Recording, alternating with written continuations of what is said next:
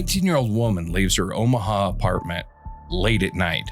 She tells her roommate she's going to see someone. At 11:48, she makes a call. After that, no one ever hears from her again.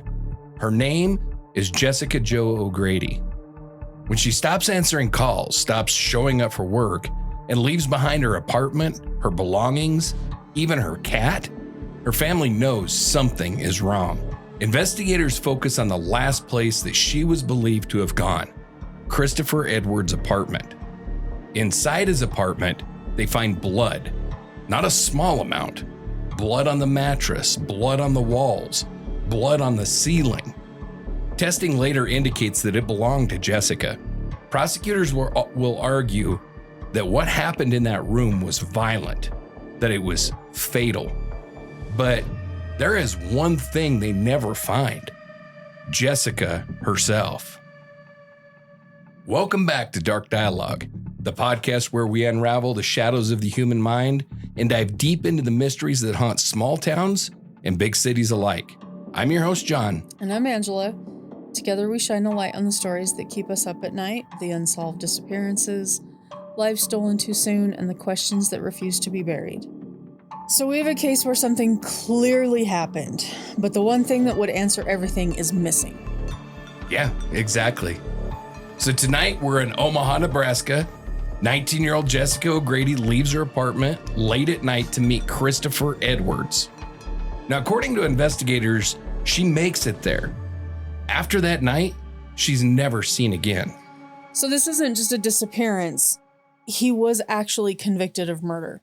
A jury convicted Christopher Edwards of second-degree murder without a body ever being found. Wow. So let's walk through what we actually know. On the night of May 10th, 2006, Jessica is in her apartment with her friends. She's texting, she's talking. They're all having a good time, acting normal, you know. And define normal. a bunch of college girls. I think they were kind of studying. Okay. I think they had finals coming up. Group. So, you know, a bunch of college age girls giggling and carrying on like, you know, girls in their 19s and early 20s do. Especially college girls. Right. And so that's kind of what's going on that night. Okay. So it isn't unusual. It's just a normal college night. Yep. Okay. Just a normal night. But at some point she receives a call and she goes and gets in the shower. She gets ready and she tells her roommates that she's headed out to see Chris. So nothing about this stands out in time at all. And especially, like I said, for a bunch of college age girls. I mean, somebody in that age group getting ready to go see a boy or getting ready to go see a girl, like in the middle of whatever, a study group.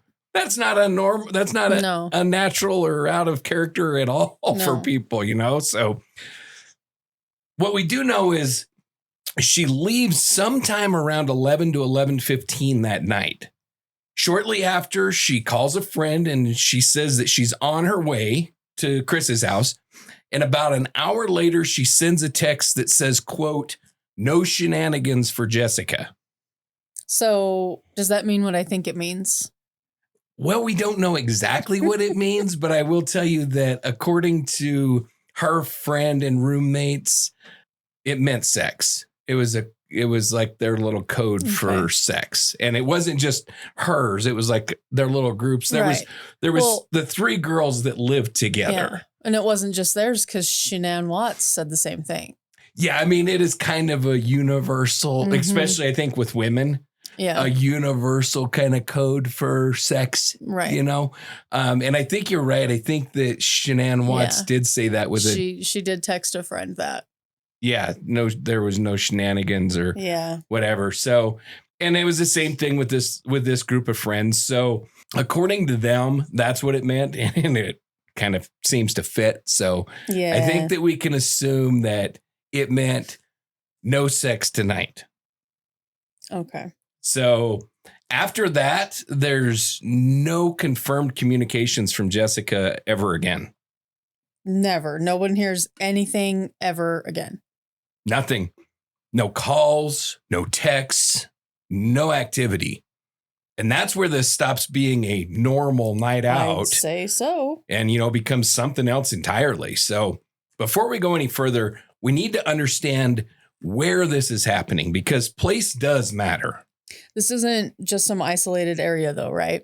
No, it's Omaha, Nebraska, which is Nebraska's largest city. Busy, populated, constant movement. This isn't the kind of place where someone just disappears without a trace. At least not since they caught BTK. True. So if something did happen, someone should have seen something. Yeah, exactly. Which makes what happens next even harder to explain. Now, before we go any further, if you value this kind of evidence-driven breakdown, following the show is one of the simplest ways that you can support it. Now, to understand why this case stands out, we have to understand Jessica and who she was. So Jessica Jo O'Grady was born September the 16th, 1986. She's a Virgo for people who care. I don't know nothing about all that kind of stuff. That's my mom's birthday, so she's a Virgo. So does that mean something? I mean, what is the character of a Virgo? I don't know as much as I should. I probably should not have even opened that door. Here we go. You knew I was going to ask you about it. I know about mine. Okay. I don't know about others as much. I will dig into that before I open my mouth again. How about that? Okay, well, no, I mean, good on you for even knowing. I don't know any of them. I know that Sagittarius is December because that's me. Yeah. That's about the extent of my astronomy knowledge. Okay. She came from a really close-knit family, and she had an especially strong relationship with one aunt to the point that the aunt felt like her mother. And they were relatively close in age for an aunt and a niece. Mm-hmm. I want to say 15 years difference. So the aunt was 15 years older than Jessica. Now, my nephew is like 5 years younger than me. So when I say relatively close, I mean relatively. Yeah. But 15 years is pretty close for an aunt and a niece and some families are big enough. My mom has an aunt who's younger than her. Oh, yeah. I mean, it's common. It's not that unusual. But my only point is when they were younger, they felt more like a sisterly right. kind of relationship. And then as the more aunt bonded than more bonded than if there was a 25 or 30 year age gap. And then as the aunt got into adulthood, then she became more of she described it as a motherly relationship. The aunt described it that way. Okay. I kind of think of it more like an older sister relationship, more like she was there kind of guiding her and helping her.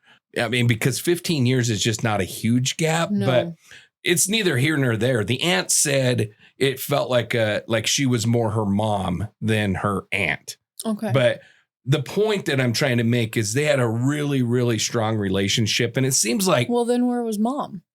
She was there. She was there too. It wasn't like mom was absent. Okay. But you know what it's like, especially for girls. When you have... We have a lot of moms. Yeah. Well, when you have somebody that you can confide in that isn't your mom... Yeah. That can kind of offer you that guidance and stuff like that. Now, I saw nothing at all in my research that would indicate that Jessica had a strong rebellious streak or anything like that. So I don't want to set that impression that, she was like rebelling against mom and that's why it was just a close relationship with somebody that's not old enough really to be a parent. Technically, a 15-year-old could have a baby. But you know what I'm trying to say? That 15-year gap makes them closer. To be their parent. Yeah, I mean, technically, yes, but it's more, like I said, an older sister. So I think that it's natural for those bonds to kind of grow. And I think that it's natural for kids to just build bonds with some adult figures that aren't parents. Yeah. A lot of the time, kids are closer to aunts or uncles than they are to parents. You feel like you can confide more, but they might not have to Well, they'll hold put your the hammer confidence down. Yeah. They'll maintain they'll maintain your confidence, and they'll maybe give you a little guiding advice and stuff, but yet they're not going to run to mom and dad. And I'm not necessarily saying that, again, Jessica was in trouble or anything like that. It's just natural, whether it's in trouble or not. Parents can be hard to, the relationship. Yeah. It is. It's hard to maintain that. You can't be a friend and a parent, that whole kind of thing. And so it's just a difficult line to walk. So my only point is she was close to her aunt. Yeah, that was a long-winded that I drug out of you to say she was close to her aunt. And it seemed like a really close-knit family in general. Okay. She did have, I think, a couple grandparents that preceded her in death, but she also had grandparents that were active with her in her life and stuff. Okay. So we're not talking about a teenager that grew up all on her own. Just seemed like a really freaking cool Midwestern family that I would like to hang out with. Okay. Like they just seem like my kind of people, just down to earth, laughing, having a fun time, and just a Midwestern kind of a family. Good. Okay. So she was in regular contact with people. Yeah. Matter of fact, daily calls. She was in constant communication with her friends and with her family. And so this isn't someone that is just going to disappear or drift off and nobody's going to notice. Right.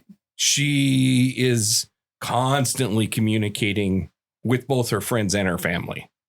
So Jessica graduated from Westside High School in 2004, and she got a job working part-time at Menards while she was in school. So for those that don't know, Menards is kind of as far as I know, it's a kind of a Western, Midwestern store. I don't think that it's nationwide. I know they're not in Colorado, but I don't think they're out east or back or down south or anything. I think they're kind of in this Western, Midwestern region, but it's neither here nor there. It's essentially... They're taking over Wyoming. Good. I love the store. Yeah. But they're essentially a Home Depot with like bells and whistles, because they're better than Home Depot. Like a Home Depot and Corral West had a baby type thing. Yeah. Maybe. And then they have, I think that they have like more kind of like, I don't want to say furniture-y, but it's different. Okay.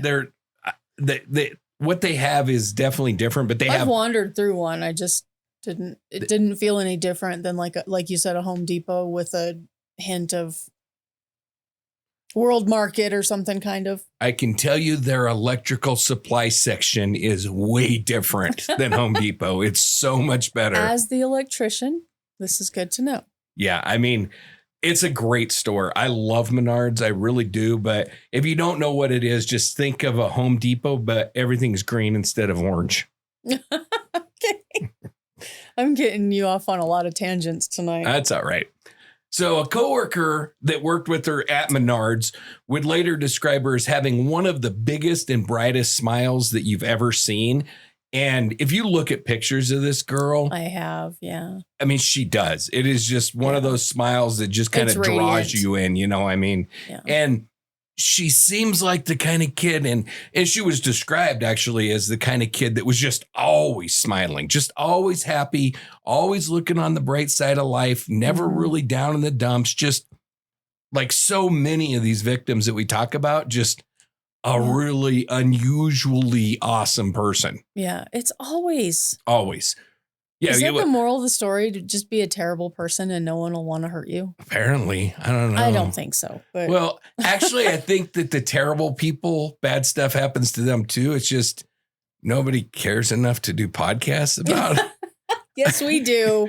I mean, well. But no, I get it. I don't know that we do. I don't know that I'm willing to do a podcast on some drug dealer that gets gunned down on the street by another drug dealer. That's... But that's collateral damage. That's the difference. That's the point that I'm making is if you put yourself, I'm not saying like if you're a prostitute or something like that, that's not what I'm saying. I'm saying if you make a decision I'm helping you dig a hole.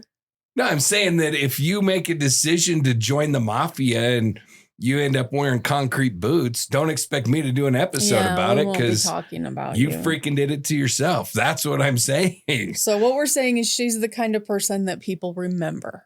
Exactly. Okay. Yep. Very kind-hearted, just very people-oriented, loved children.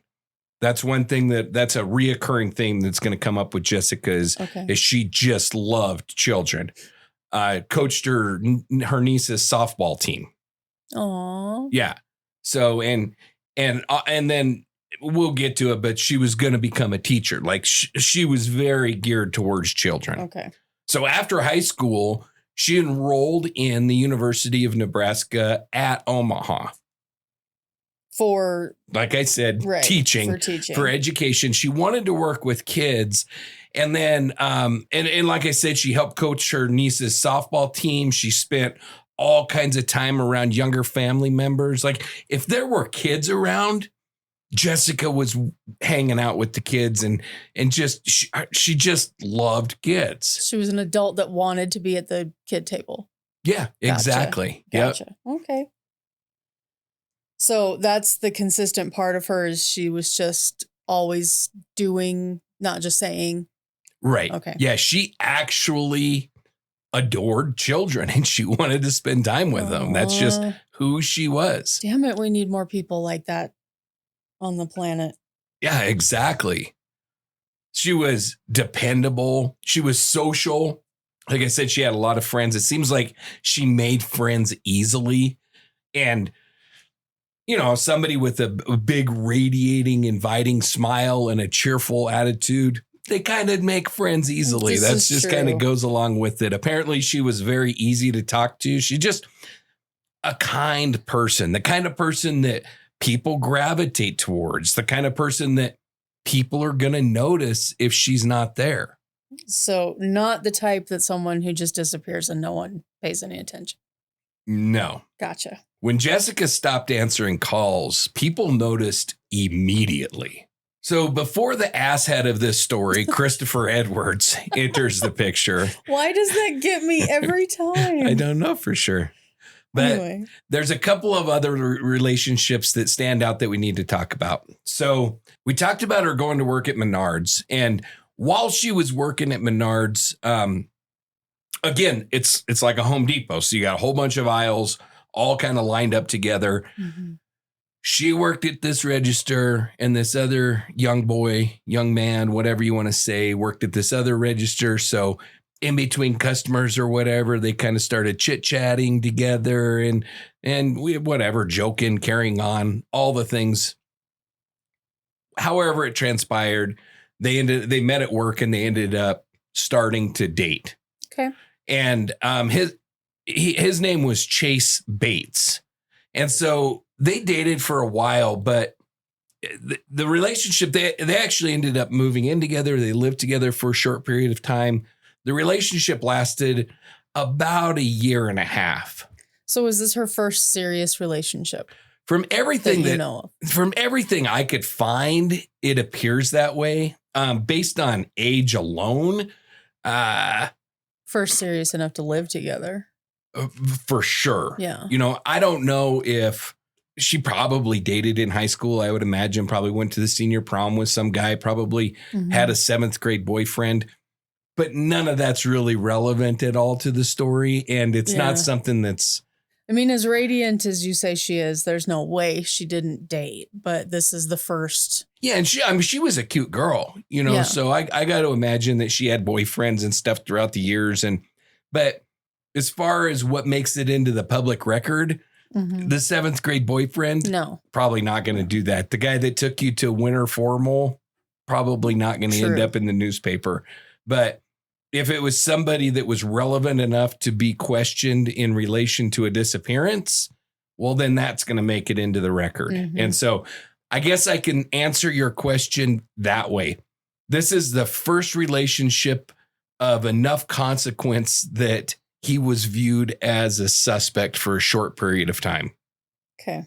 And then obviously, you know, they spent time together outside of work. Once they started dating, they went to movies. They had the whole typical late teenage kind of dating relationship, which eventually ended up with them moving in together and sharing a house or an apartment or whatever it was for a short period of time before they ended up breaking up. Yeah, and that's kind of a big step that early in life. Yeah, it really is, you know. But like I say, unfortunately, it didn't last. And from what Bates would later say, they were just too young. Mm-hmm.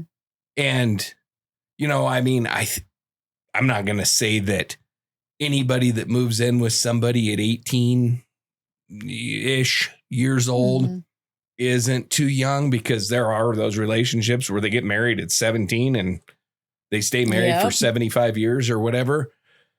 But as a general rule, this is kind of how that relationship is probably destined to end up. Yeah.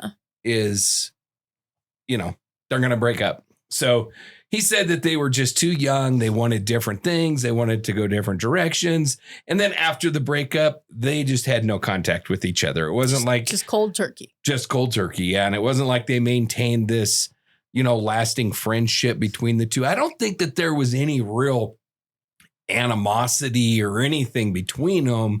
It's just normal. Yeah. You know, I mean, every once in a while, there's a relationship where you truly love each other and you want to stay in each other's lives, but romantically, it just doesn't work. That happens on occasion, but 99.9% of the time, like when you break up, you just move on. You go your separate ways. You each find somebody else, and that's kind of it. If you're lucky, you can be friends years later, but maybe, or you never see each other again. I mean, true, yeah. But either way, that's how this one ended up. He just said that they were too young. Things didn't work out. They broke up, went their separate ways, never really come back together again. Okay. So when that relationship ends, then another one begins. And that was with a guy by the name of, and I really struggle with this guy's last name, and I don't know why, but it is Christopher McClanathan. And that's how I would say it. Yeah, that's what it is. But for whatever reason, it's one of those names when I look at it, it just doesn't look right. Like, yeah, I don't know. But, you know, he was this guy.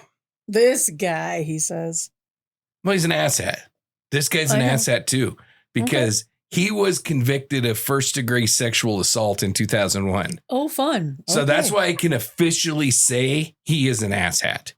And I don't know the specifics of that. It isn't relevant to the case, so I didn't dig into it. But I can tell you that he is classified as a level 3 sex offender in Nebraska. Did she know that? I don't know. I couldn't tell, but I think so. I know that her roommates didn't love the guy. Okay. But I don't know if that's why. I couldn't confirm for sure that she did know that. What is clear is they entered a very short, I guess you could call it a relationship at some whirlwind. Point. Yeah. I don't even know if it would qualify as a whirlwind. I don't know for sure because I don't know the specifics. You know, typically when I think of a whirlwind relationship, it's like super passionate and you just can't stand to not be with each other. I don't know that it was like that, but I don't know that it wasn't. Okay. I just know that they had a very short kind of relationship. They did live together at some point, but it was for a short period of time. Okay. So that didn't last. It was described as a very short-lived relationship. And according to the people around Jessica, they were all freaking relieved when it ended. So it just wasn't a good situation. Yeah, I don't think so. You know, her roommates and stuff. I don't know that they actually described him as creepy, but they gave that impression. You know, I mean, I think this is probably, well, I think it's both the same for guys and girls. It's just a little bit different. Like with guys, you would be like, this woman's freaking psycho. You got to get away from her, man. She's nuts. Okay. And I think with women or with girls, it's more like, this guy's creepy. Yeah. There's something wrong with him. He's kind of giving me an ick. It's a little kinder. Mm-hmm. Guys are just like, she's a psycho host beast, man. Get the hell out. Run. I haven't heard that in a long time. Wayne's World flashbacks, man. Yeah, that's where it came from. Yep. But you know what I'm trying to say? And I got that impression that they were potentially creeped out by this guy, or he just, something was off about him and they just didn't. Yeah. Okay. So when that relationship ended, they certainly weren't sad that they weren't going to have to tolerate him being around anymore. Okay. Understood. So after that relationship ended, so just to kind of reground everything, she graduated high school. She moved in with Bates. They lived together for a while, got in with Christopher McClanathan. They lived together for a short period of time. After that relationship ended, she moves in with her two female roommates and friends. They were friends before the whole roommate situation. Okay. They grew up together. I don't know exactly like what ages. I think the one said that they had been friends since like childhood. Okay. The other one, maybe like junior high or middle school or whatever they had at that time. But that kind of, I don't know, maybe 13, 14 age. It seemed like that's about when so you're talking about three friends that have been friends for a long period of time. They didn't just meet in college. They're not living on campus. Gotcha. They have off-campus housing. They all grew up in Omaha. So none of them traveled for there. So that makes sense of them being bonded more, for them to be like, this guy's gone. Woohoo! 100%. Okay. Yeah. And then ironically, all three of them were studying education as well.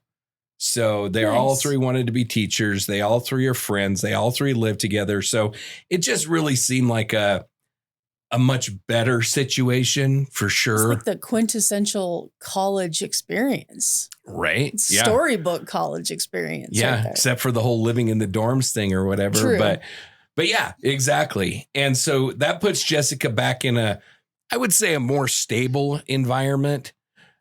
She's closer to her friends. She's closer to her routine. She's not at that age when you're in college, or even if you're not in college, but especially when you're in college, I don't care what anybody says. Relationships are a distraction from what's really important in your life at that period of time, which is getting good grades and studying and getting your education. But it's a rite of passage. Oh, of course it is. Yeah. We all do it. And we all make these mistakes. Yes, we do. But that's how we learn. My only point and my only reason for saying that is this puts her in a position where at least she has a home base that is grounded and where she can kind of focus on that kind of stuff more instead safe. of, yeah. Yeah.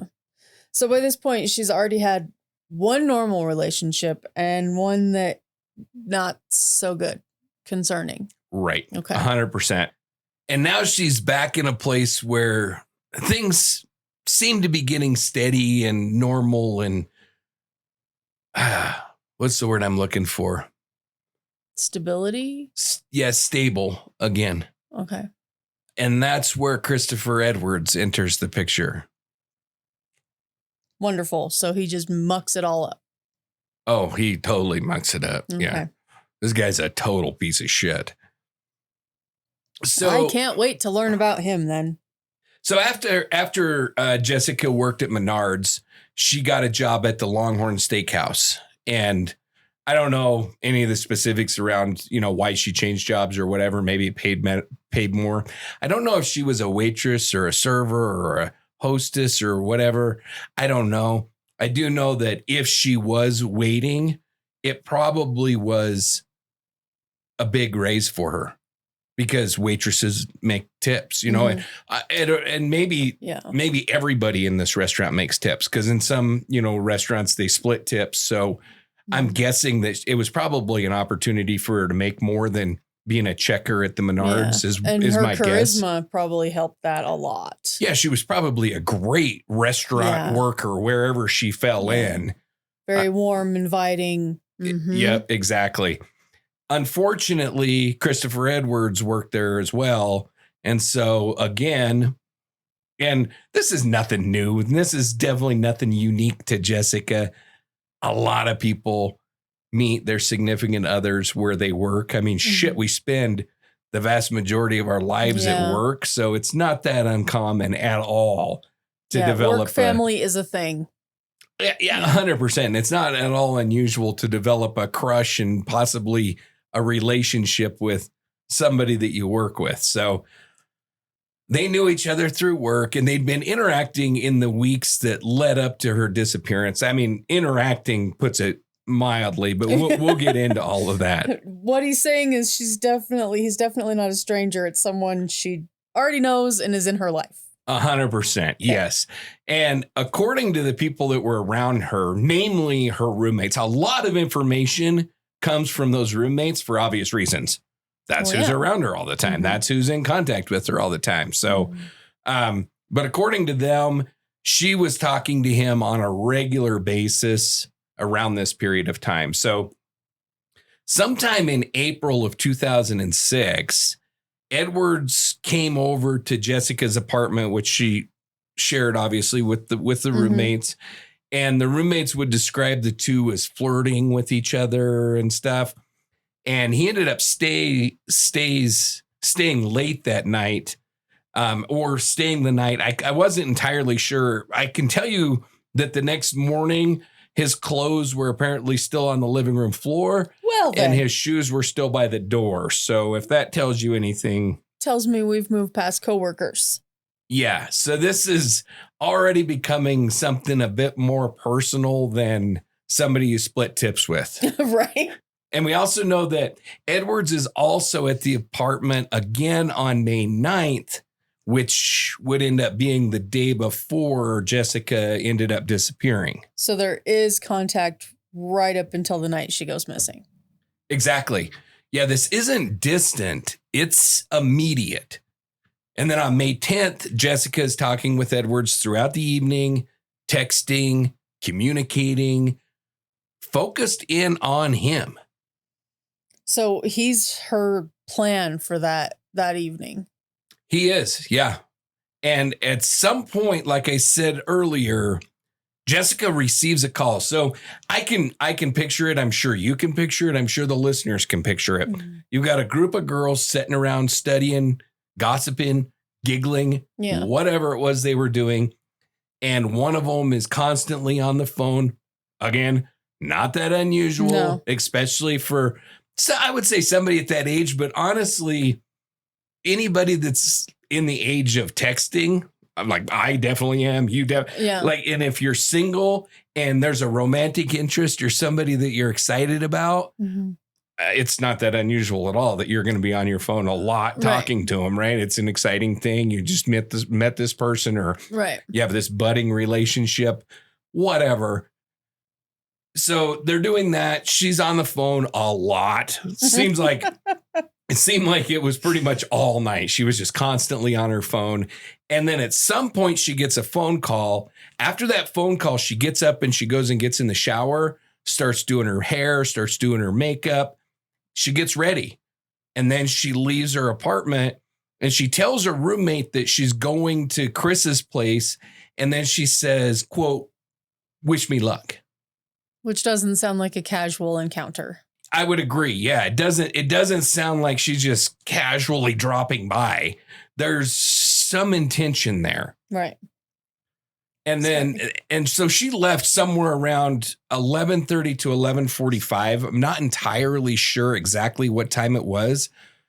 She did call her friend on the way and tells her that she is in her car. She's on her way to Chris's house. And I will say that she refers to him, as all normal, non-true crime podcasting people do, as Chris. Right. You know, I mean, once you like live and die by true crime, you're like, I am heading to see this exact person, and his name is, this is his phone number, this is his address, and this is a picture of his driver's license. Here's a pin of where I'm at. Yeah. Yes. But, you know, normal people, you know, she's like, yeah, I'm headed over to Chris's house. To Chris's house, yeah. But when a lot of people don't live like us, though. No. But when your ex-boyfriend's name is Chris and your current boyfriend's name is Chris, obviously roommates are going to make assumptions that it's your current boyfriend. They're not going to assume you're going to your ex's.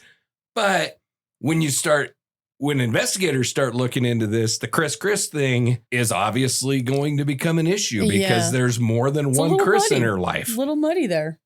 So like I say, it was roughly 11:30 to 11:45 when she took off and left. Called her friend right about that same 11:30, 11:45 time frame. And so I don't have anything nailed down by the minute, but about an hour later. How dare you? Yeah, I know. Sorry. Dang it. But about an hour later is when she would send that final text message that said, "No shenanigans for Jessica." And after that, everything we know places her going to him.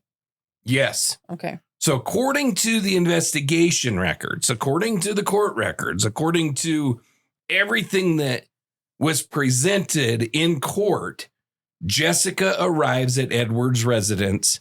And from that point forward, everything that follows in this case is built on one assumption. And that is what happened inside that house. Yeah. So this is where the case kind of starts to shift because according to investigators and then to later testimony, this meeting might not have been so casual after all. Okay. Several people close to Jessica would later say that she thought she was pregnant. Really? Yeah.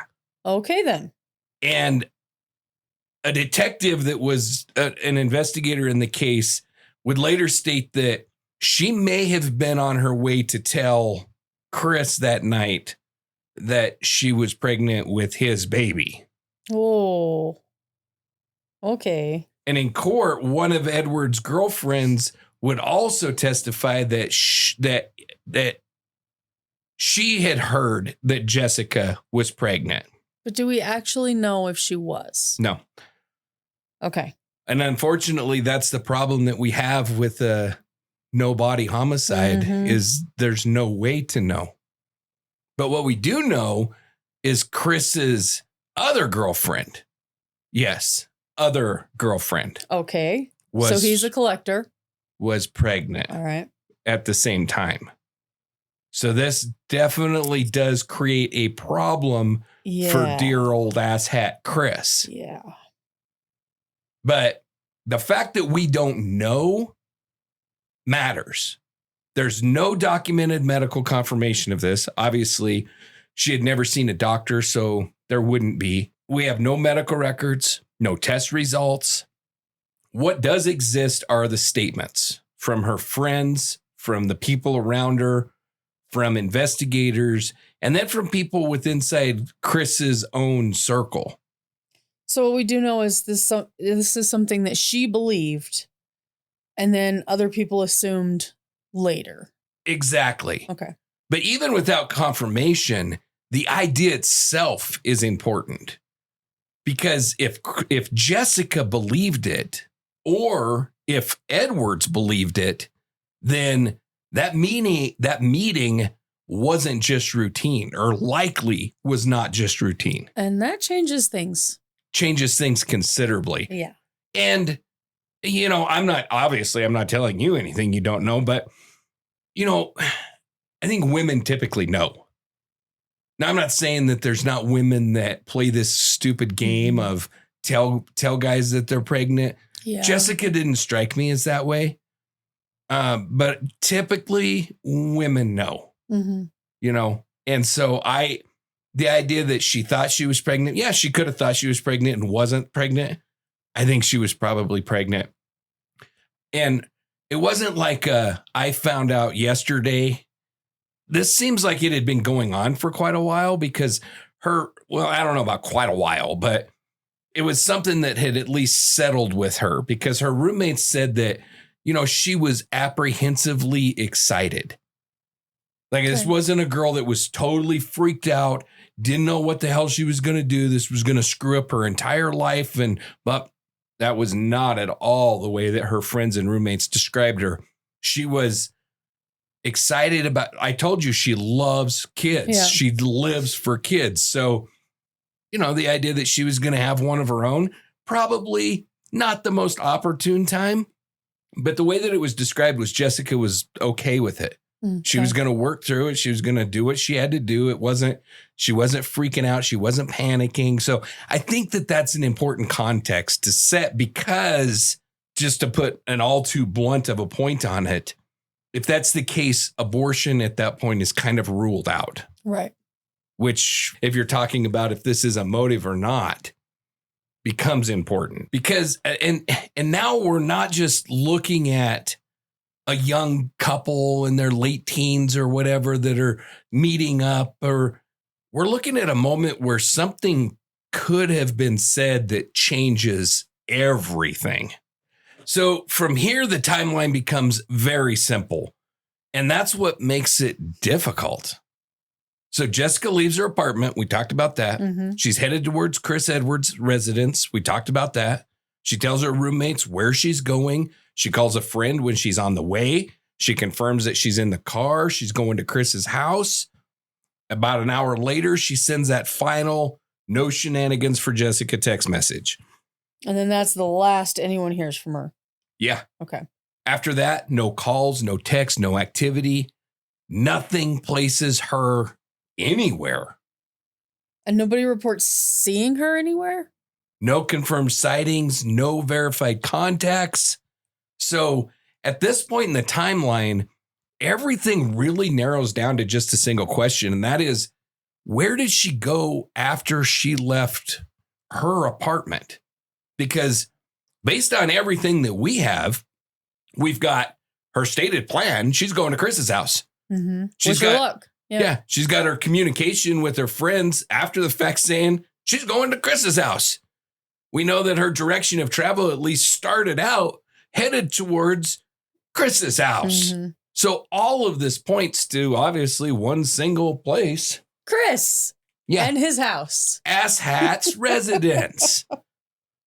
And according to investigators, she makes it there. And from that point on, there's no movement away from that location. Nothing that's been confirmed anyway. There's no evidence that she ever left. And when I say Chris's house, I need to be very specific. No.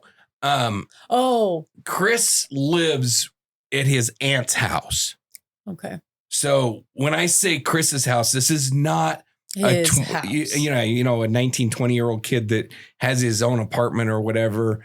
He's living like it's a tri-level. It at least from the pictures, it looks like it's a tri-level. So when I say living in his aunt's basement, it's not really living in his aunt's basement because it's like a tri-level. So he had his own entrance and exit. Well, the entrance was shared, but okay.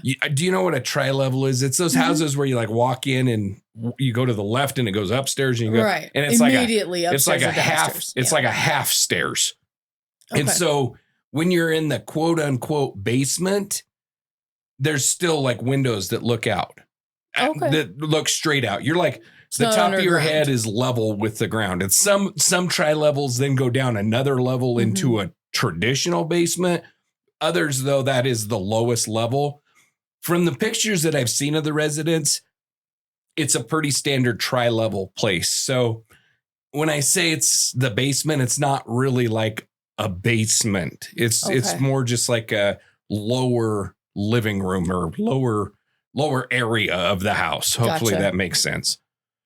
So, but I think that's important because his aunt owns it. His aunt lives there with him, all of this. So it's not like she's going to his personal private apartment. So there should be a witness, you would think. One would think. But anyway, to answer your question, there's no communication that suggests that she ever went anywhere else. So the timeline, it really does something important here.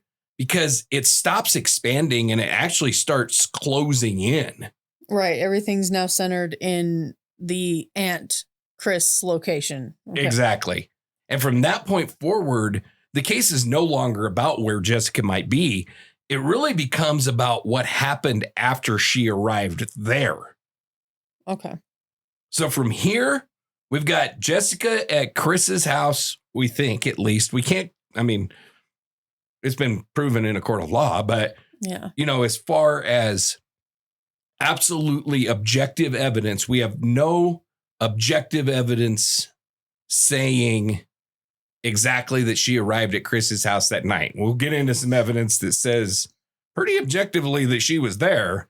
Yeah. But from that point on, Jessica disappears. So let's say roughly from 11:15 to 11:45, somewhere in that window, she leaves her apartment and tells her roommates she's going to Chris Edwards' residence. 11:48, she actually makes a call to Edwards.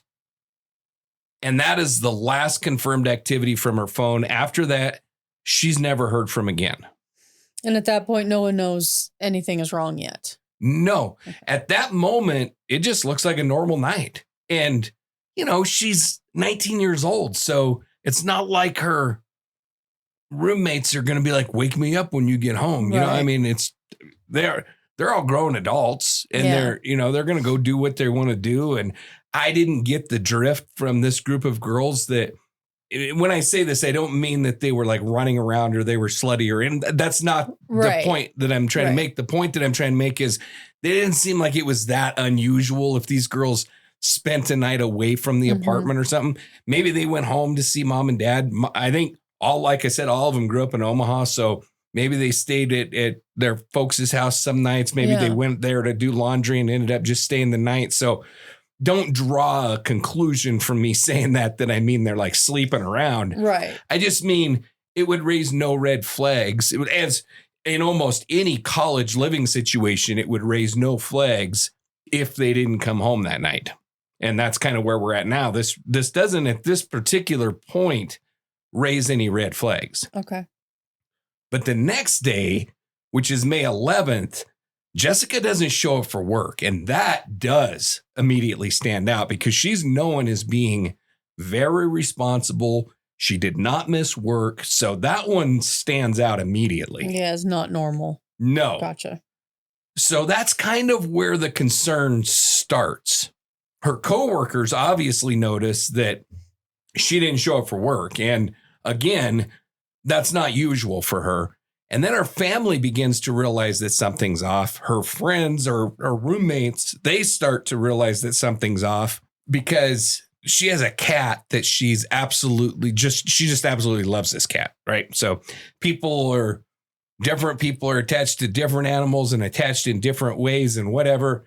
Jessica seems like she was a cat person and was very attached to her cat. For some reason, I want to ask if you know the cat's name. I did, but I don't off the top of my head. I didn't expect you to know. I just thought maybe you did. It's actually in my notes, but I don't remember it off the top of my head. I didn't think it was going to be relevant. Are you new? Apparently. I mean, it would be worse if it was a dog. I'd be very upset with you if you didn't know the dog's name. So let that be a lesson to you moving forward to always know the dog's name if you can. Do my best. That's going to be my number one concern when I'm researching true crime. Name? She's going to ask me. But, the fact that she left this cat with no instructions to take care of it or anything, I mean, she's the kind of animal owner that, she's a responsible pet owner. Walks you through every minute of how to take care of it. She's not going to leave without having made arrangements for somebody to take care of her cat. Even if they all live in the same place, she's not going to just dump the cat on the roommates. Mm-hmm. This has been shown time and time again with Jessica. She's responsible. If she leaves and the cat's not coming with her, she's going to make sure that somebody's in charge of taking care of her cat while she's away. Right. Okay. So that raises some red flags. And then over the next several days, she has no contact with her friends, her roommates. She has no contact with her family. She doesn't come back home, obviously. All of her belongings are still there. The cat is a huge one. And she's just gone without a trace. Yeah. And so that's really what escalates everything. So she doesn't pick up her paycheck from work. And, everybody that works for one reason. Right. Because you're getting your paycheck, right? Yeah. But this is even more, I think. It's not just because we're bored all day and we need something. Exactly. But I think this is even more relevant with somebody this age because it's not like they have huge savings accounts that they can draw off of or something. Like she's got to make her rent. She's got to put gas in her car. She's got whatever expenses she's got. Like, you know, you're nickel and diamond in college. 100%. Yeah. And so she doesn't pick up her paycheck. That's a red flag. She doesn't respond to her calls and she doesn't surface anywhere. And, you know, there's no exact timestamps for any of these checks, but it's clear that concerns build over multiple days. It wasn't like the roommates woke up the next morning and just freaked out panicking because Jessica wasn't home, but it was more of a, and it's not that unusual when you're in a situation like this, because it's like I said, her family lives right there. So the roommates could easily assume, oh, she's probably with her parents. Her parents are probably used to not hearing from her all the time because she's a young adult just kind of getting started out on her own and all that. So it's one of those situations, unfortunately, where it takes some days for those people to kind of communicate with each other and to finally be like, have you heard from Jessica? Yeah, putting the pieces together. So, but at some point in those days, after failing to locate her, because they did start searching for her, they figured, well, maybe she ran off the road or had an accident or something. And so they kind of started doing their own cursory searches like families so oftentimes do, you know. Check all the usual haunts. Yeah, check their usual haunts, maybe drive the route that they thought that she would take and look off and see if a car ran off the road anywhere and that kind of. But after doing that for a few days, the family goes to the police, and it's actually her father that formally files a missing persons report. So making it not just random people trying to find her, but now it's official. Exactly. Gotcha. And I will tell you that the detective that picked this case up right from the beginning is a cop that I would not want after me. This dude is just, I don't know. There's something about him. He just strikes me like a take no shit kind of. And he said pretty much from the time that this file hit his desk, he knew something was wrong. This is not a case of, oh, she just ran off, give her a few. That is not the case at all. This is not law enforcement that you're upset with this time. I'm very upset with some law enforcement in this case, but not this guy. Not this guy. Okay. No, actually there's, I think, a couple of the two main investigators in this case.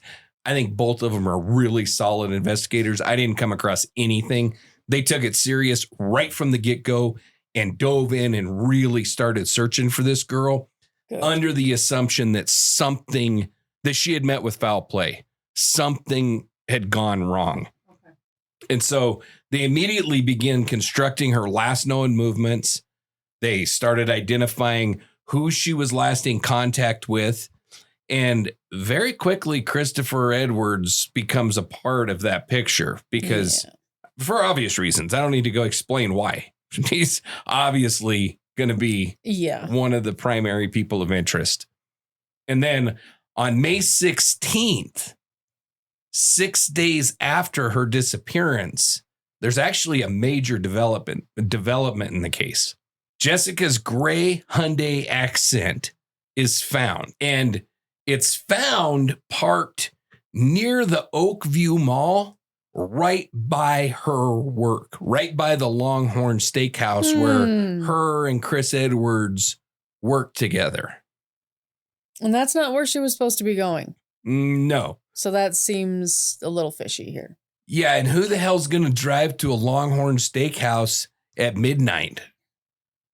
They're not open. Especially if they're not open, yeah. You know, I mean, I don't think Longhorn Steakhouse ever is open at midnight unless there's it's not a 24-hour. No, it's not a Denny's. So that night, she told people very clearly where she was going. It wasn't to go get a steak. She was headed to Edwards' house. Not back to work. She wasn't going to the mall. She was going to Chris Edwards' house. So obviously the car is somewhere that didn't match her plan and she's not with it. Okay. Right. And that changes the case because, you know, at this point, she's been missing for days. Her car's abandoned. and there's no contact. And then after the car is found, the one investigator that I said, like, I have a ton of respect for, I don't want this freaking guy chasing me down. He said, so don't come after us. He went right to where I think everybody would normally go, as terrible of a thought of it as it is. He said immediately he went to the truck and smelled around it to see if he could smell decomp. Because we're talking a number of days here, but he didn't smell anything. And so these cops handled it exactly like professional investigators should have handled it. They didn't touch it. They didn't get in it. They didn't search it. They didn't destroy all the evidence that potentially was there. They called for a tow truck. They had it loaded up and they hauled it back to, police headquarters or the impound or, well, it wasn't the impound, but, to the forensic laboratory or whatever Omaha has, right, where they could park it and have forensic investigators go through it the correct way. So when we're talking about the initial investigators, I just can't say enough about them. They really did do a very good job. And then obviously they began focusing more and more closely on Edwards all of this time. And they interview him about that night. And then they began examining his account of things. Because he's the last person she was going to go see. Right. And so now he's not just part of the timeline. He becomes central to it. Kind of is the timeline. Yeah. And so one big thing that's going to come out in this, and I think it's the initial interview, is the cops aren't dumb, first of all. They pull phone records. Mm-hmm. Just saying. A little foreshadowing. So this dipshit tells the investigators that Jessica never came to his house that night. He actually called her and told her, don't come. We got to call it off. Not going to work. Whatever. She never showed up and he never saw her after that. And crazy as it might be, investigators didn't just take him at his word at that. Wow. They actually pulled the freaking phone records. Holy and they said, moly. Okay, hold on a second. Because Jessica actually called him. Yeah. Oh, wait. Chris actually texted Jessica the next day asking her why she didn't come. Oh. And so this is a major gaping hole in this asshat story. Yeah. Because you don't call somebody and tell them not to come and then text them, ask them why they didn't come. So you have a memory problem. Yeah. And so with the consent from his aunt, because again, this is her home, not his home, her home. So police conduct a search of his bedroom.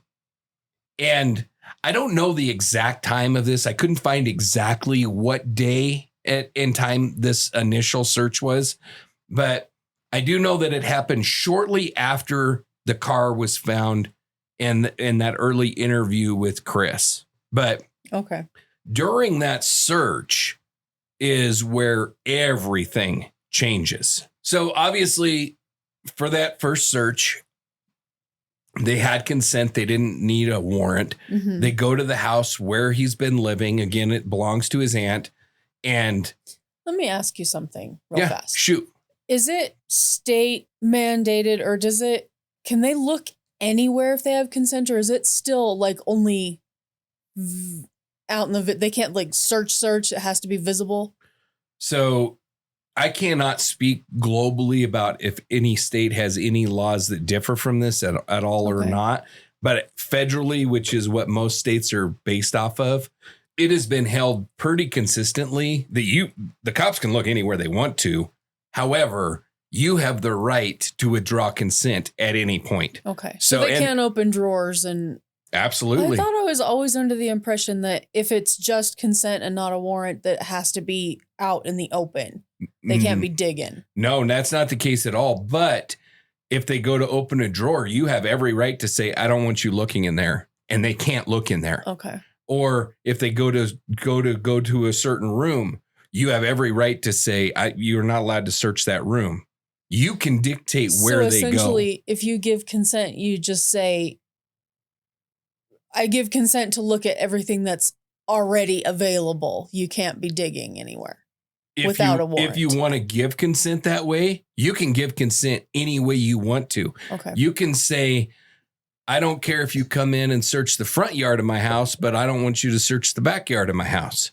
But that doesn't sound fishy at all, does it? Well, that's where actually I was going to go with this next is if you choose to give consent and then you decide to take consent away to certain areas, you're pretty much giving them a roadmap of where to get the warrant for. If they can secure the warrant. Warrants are never a guaranteed thing, but you definitely give them a roadmap of where they're going to want to look. So, I mean, first of all, don't commit murder. Then you don't have to worry about it. First of all, don't commit murder. Yeah. Second of all, whether you give consent to search or not is completely up to you. There's no constitutional obligation that you allow cops to search either your car. Did I just open a really weird can of worms? No, I'm just saying you don't have to allow cops to search. But, I mean, once you say if a cop is like, can I come in and look around? You got to understand they're going to come in and look around. Now, they're not going to come in and dump drawers out and turn, dressers upside down. And it's not like that at all. But not at this stage. Right. I mean, once they secure a warrant, if the warrant says that they can look in XYZ, they can freaking tear things apart to find whatever's in there. Okay. Once there's a warrant, everything changes. But during the consent phase, it's very much a courtesy that you're offering the cops. And so they're going to treat it as such. And again, you have the right to withdraw that consent at any point. So during this part of the case with Chris, there is no probable cause. They could not have gotten a warrant, I don't think, based on we think she went to his house last. I don't think that that's going to be good grounds for a warrant. It doesn't sound strong enough. No. So the consent is pivotal in this case. And I think that I can't say this for sure. I wasn't in the room. I don't know exactly what happened. I think that the fact that he lived with his aunt probably worked against him because she was probably like, yeah, you can come in, search all you want to. Look at all the things. I'm good. Yeah. I don't know if he is, but I'm good. Yeah. Okay, so that's what's normal at this stage in the story. It really is. In a missing persons case, investigators start with access. They're looking for cooperation. They're doing voluntary searches. And, even if it wouldn't have been that everything pointed to this residence, it wouldn't be unusual at all for the investigators to go to her apartment and ask their roommates, can we look around in here? Mm-hmm. It wouldn't be at all unusual for an investigator to go to her parents' house and say, hey, can we look around in here? Or there's an aunt or an uncle or grandma and grandpa or whatever. I mean, they go everywhere and they say, well, can we look around and see if she's here? Mm-hmm. Can we look around? It happens all the time. It's very, very normal. And if for no other reason than to just get a feel for who they're looking for because it helps them look. Right. Okay. Yeah. And, it's important. It doesn't become important in the case at all. That's why it's really not that big of a deal. But I do think that it's very important that we at least discuss it, that during this period of time, while she was missing, before they searched Chris Edwards' house, they did interview Christopher McClanathan, and because obviously he's a sex offender. Yeah. He's going to go right to the top of the freaking list. Yeah. He muddied his name already. 100%. And yeah, I'm not sorry to say the guy's a piece of shit. I will die on that hill. But there was nothing. He's a convicted piece of shit. Yeah, he's an absolute convicted piece of shit. But there was nothing at all linking him. I mean, there was no, and he actually was very good with investigators. He was open with them. He was honest with them. He had a good conversation. He cooperated. Like, he was not a piece of shit in this investigation. In that moment, and I guess I should clarify. I don't know what a level XYZ, whatever. I don't know what his charges were. Mm-hmm. I don't know if he was a 19-year-old that had a 17-year-old girlfriend. I don't know. I guess I shouldn't say. Yeah. But as a general rule, sex offenders are pieces of shit. I mean, there are a couple of outliers that you're like, really, this kid's got to be labeled a sex offender because his girlfriend was 6 months younger than him when he turned 18. Yeah, that's annoying. You know, I don't think that was the case. I think this guy is a legit piece of shit. Okay. But I got to throw that out there that I don't know the specifics. And so be that as it may, he doesn't really factor in, but cops did not get tunnel vision on Chris Edwards. That is important. They looked at other suspects. They talked to Bates and they talked to her. I mean, they really talked to other people. They looked everywhere, but everything points when a victim says, I'm headed here and they're never seen again. You've got to look there. Yeah. You know, that's the bullseye. Yeah. So during that search, obviously the record doesn't really lay out every detail of what they saw in their first pass. I don't know exactly what piece of evidence came from which search specifically, but what I do know is in this first search, something very important happened. And that is, as detectives were looking around, one of them starts to move towards the bed, and Edward reacted in like a nervous way. Oh. He hesitated, and he said that he's not sure that he wants them checking around the bed. Okay, so that's shifty red flag worthy there. Okay. It is, because up to that point, this is still supposed to be cooperative. This is a consent search. But after some back and forth, he ends up allowing them to go ahead and continue. And that moment doesn't prove anything on its own. You know, it's like I said, you are allowed to withdraw consent at any time. You can say, I don't want you looking here. Like, that doesn't prove anything. Yeah. But it's also, like I said, it kind of starts building this map, and it definitely changes how investigators are now looking at the room. Yeah, it makes them look closer, makes them break out the fine-tooth comb, so to speak. Exactly. I'm pretty sure that during the first search is when they found the bed, but we'll get into that after we discuss the full warranted search, because I cannot be specific about what they saw when they saw it. I will tell you specifically, without any doubt in my mind whatsoever, they saw a lot of blood on that first search. Okay. During that first search, they saw blood on the wall. They saw blood on the headboard. They saw blood on the alarm clock. And I'm pretty positive that they found blood on the mattress during that initial search. Whatever the case, after that, police definitely take the next step and they seek a formal search warrant. All right. So that moves them past homeowner cooperation and into, we have probable cause. We're looking at all the places. Right. We definitely got probable cause out of that first consent search, without a doubt. So the second one is warrant based. It's been authorized by a judge. It allows them to go much deeper, and they don't have to rely on anybody's permission for anything. Now's where they can tear things up if they want to. Exactly. And this is where the record... And they want to. And they want to. And this is where the record becomes extraordinarily clear, because inside that bedroom, they begin documenting what's there. And the mattress, you've seen pictures of the mattress, right? Yeah. They find blood on this mattress. And when I say blood on this mattress, I am not talking about 3 drops of blood. We're talking blood in all capital letters. It almost covers like an entire, I can't tell if it's a double or a queen size mattress. It's not a twin. It's not a twin. And it's not a king, but it's either a double or a queen. And we're talking about 95% of one side covered. Yeah. I mean, he did flip it over before he slept on it again. Yeah, because, that's what you do. But we're talking copious amounts of blood. The amount of blood that you can't explain away easily. No. And that's just what's on the top. Like, this is a mattress. Yeah, they're sponges. They're sponges. Yeah. So this thing is going to be soaked in blood. Yuck. But and he slept on it. Let's just flip it. We're good. Yeah, which tells you pretty much everything you need to know about this freaking piece of shit. But they got blood on the mattress. They got blood on the bed frame. They got blood on the walls. They got blood on the ceiling.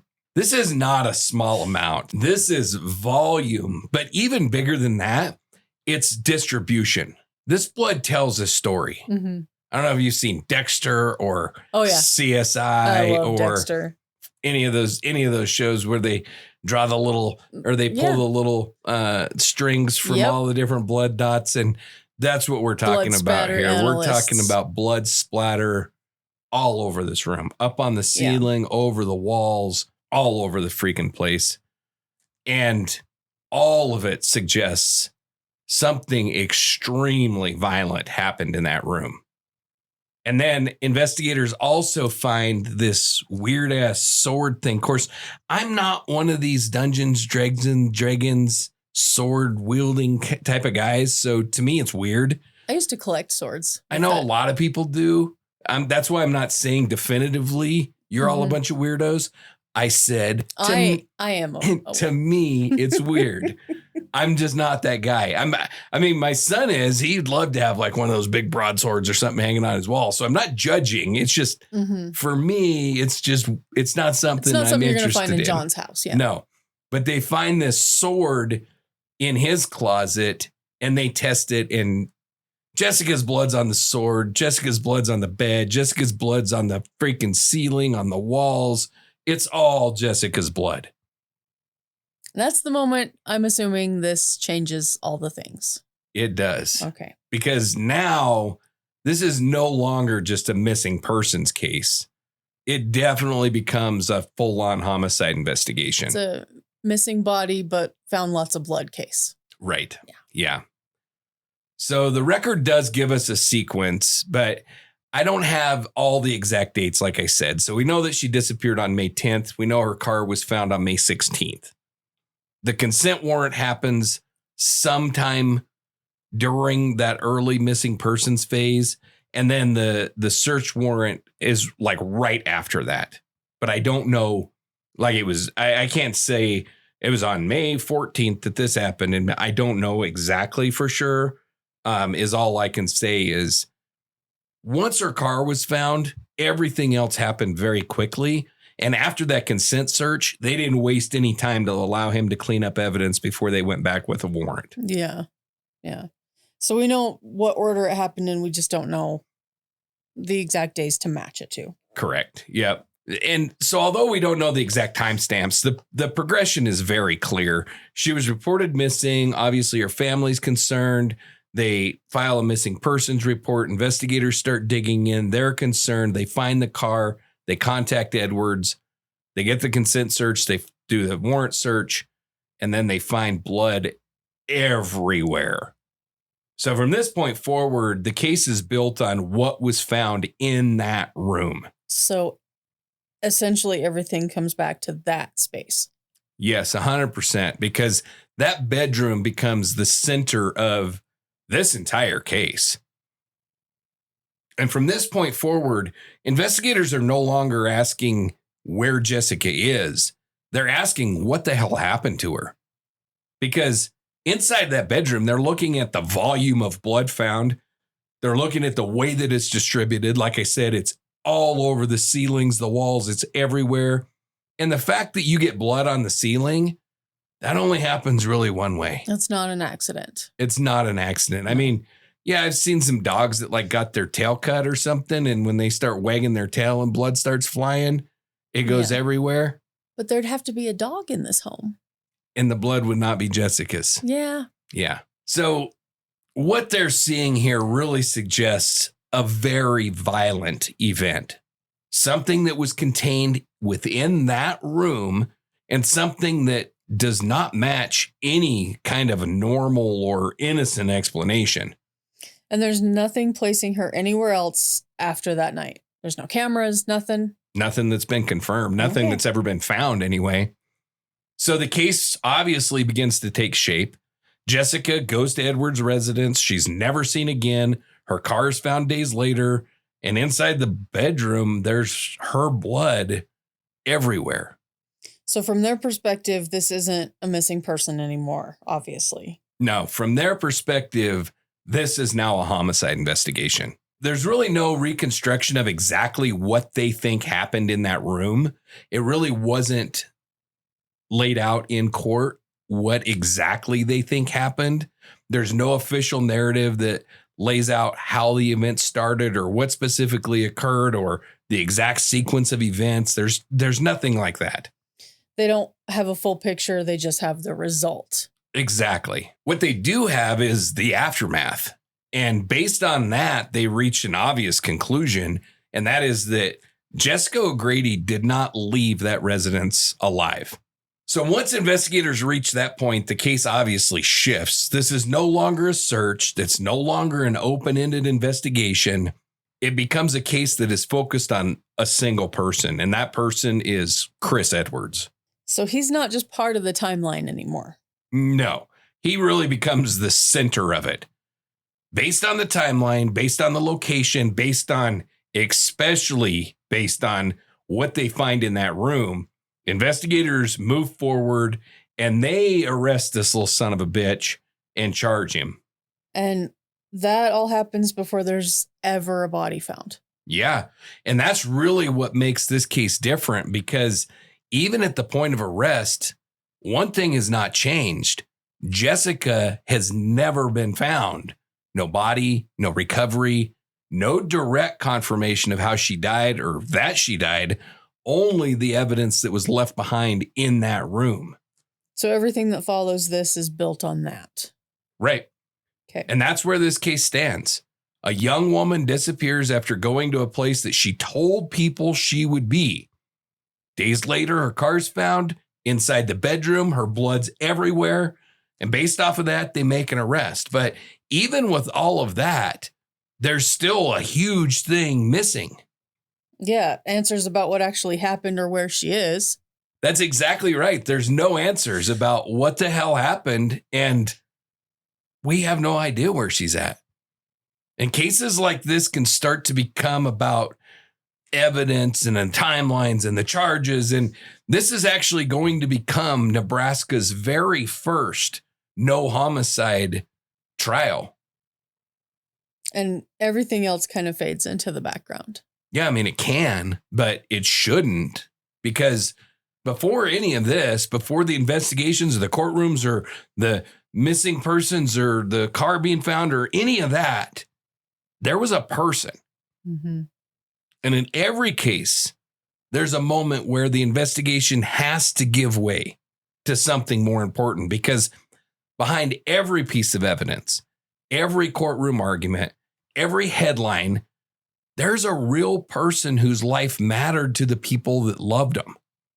And Jessica Jo O'Grady was a daughter. She was a friend. She was a young woman just beginning to figure out where life might take her.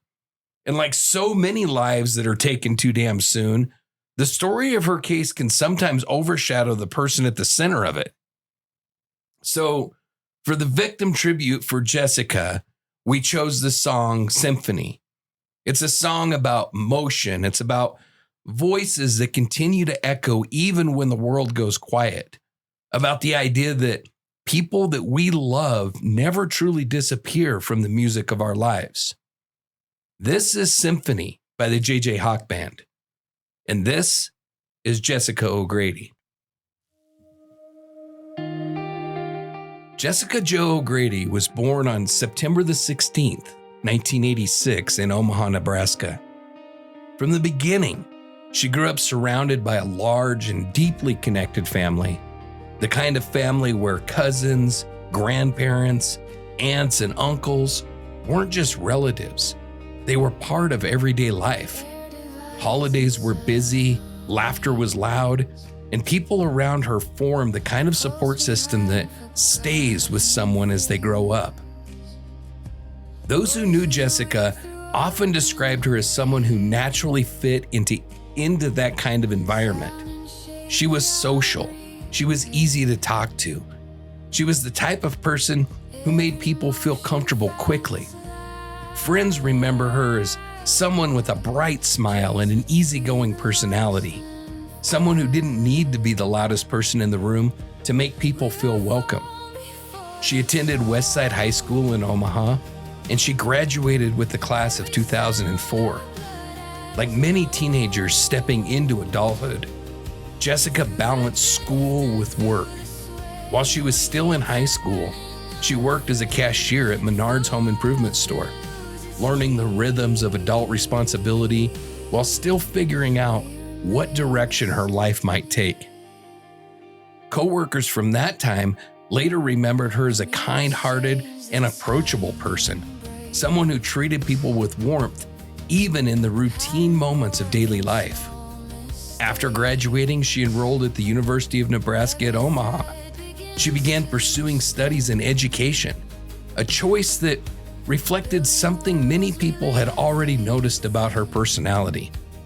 Jessica loved working with kids. Family members and friends often talked about the way that she naturally connected with younger relatives, especially with her niece. She even helped coach her niece's softball team, stepping into a mentoring role that seemed to come naturally to her. For Jessica, being around children wasn't just something that she enjoyed, it was something that gave her a sense of purpose. People who knew her believed that she would have made a wonderful teacher. Like many young adults at 19, Jessica was also in a period of life where things were still changing and evolving. She was making new friendships, navigating relationships, working, studying, and slowly shaping the direction her future might take. Those years are often a time of exploration, a time when people begin imagining what the next chapters of their lives might look like. For Jessica, those possibilities were still unfolding. Her friends described her as someone who loved spending time with the people close to her. She enjoyed going out, talking with friends, sharing the kinds of everyday moments that seem ordinary at the time, but later become the memories that people hold on to the longest. To the people in her life, Jessica was not defined by a case or a courtroom or an investigation. She was defined by those everyday moments, a conversation after work, a laugh shared with friends, a softball practice with her niece, a visit with family. Small pieces of life that together form the story of a person. When someone disappears, it's easy for the details of the investigation to take over the narrative, the timelines, the evidence, the legal arguments. But those things are only fragments of a story, because behind all of that was a young woman whose life had meaning to the people around her, a daughter whose family still carries her memory, a friend whose absence left an empty space that could never be fully filled, a young woman whose future was still being written. Jessica O'Grady was 19 years old. She had plans. She had people who loved her, and she had a life that mattered. Even now, years later, the people who knew her continue to hold on to the memories that they shared, the laughter, the conversations, the moments that defined who she was beyond the headlines. Because while investigations may define how a story is told, the people who are lost in those stories are remembered for something far more important. They are remembered for the lives that they lived and the love that they left behind. And for Jessica O'Grady, that memory continues to live on in the hearts of the people who knew her the best. The meters change, the timing breaks. Pattern born from small mistakes. Every thread begins to spin. Building worlds we live within. Every motion finds its line. Trace between the lost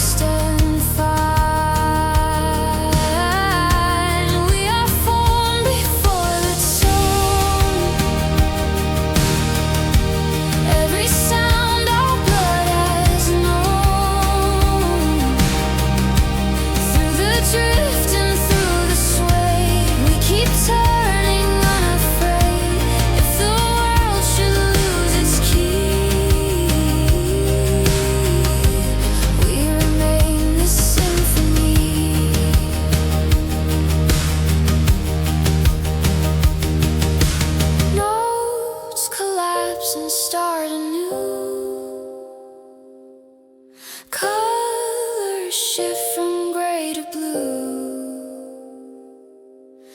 In the hum we recognize